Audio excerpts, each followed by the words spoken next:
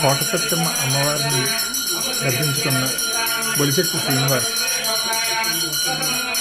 తాడేపల్లిగూడెం శాసనసభ్యుడు శ్రీనివాస్ గారు ఈ సందర్భంగా అమ్మవారిని దర్శించుకుని తీర్థప్రసాదాలు స్వీకరించారు.